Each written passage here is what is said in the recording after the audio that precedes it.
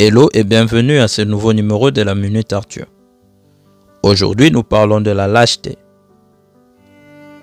De toutes les merveilles que je n'ai encore entendues, il me semble le plus étrange que les hommes aient peur en voyant que la mort, une fin nécessaire, viendra quand elle viendra.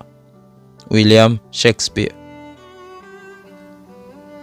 L'illustration du jour nous ramène à un événement tristement célèbre qui se produit la nuit du 14 au 15 avril 1912.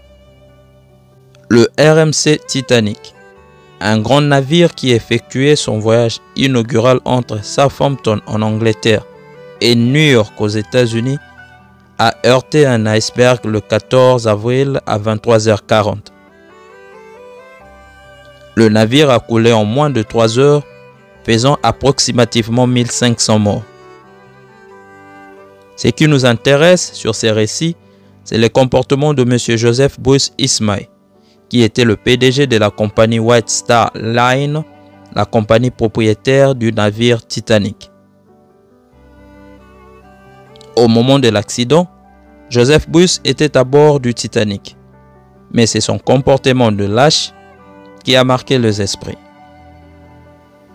Il est l'un de 700 personnes à peu près qui ont survécu. Joseph Bruce était accusé de outrepasser le protocole d'évacuation qui voulait à ce que les femmes et les enfants soient évacués en premier. Usant de sa position, il a embarqué dans un canot de sauvetage avant que tous les passagers aient été évacués, laissant périr derrière lui femmes et enfants. Mon ami, la lâcheté est un concept complexe et multiforme qui a fait l'objet de nombreux débats et analyses tout au long de l'histoire de l'humanité. À la base, la lâcheté fait référence à un manque de courage ou de bravoure face au danger, à l'adversité ou aux défis moraux. Georges Bernanos disait que l'homme est avant tout un lâche, souvent préoccupé de trouver une excuse à sa lâcheté. Ainsi, le seul vrai combat de tout homme l'oppose à sa propre lâcheté. La lâcheté est très souvent associée à la peur, mais la peur elle-même n'est pas forcément de la lâcheté. La peur est une réaction normale, naturelle et nécessaire face au danger.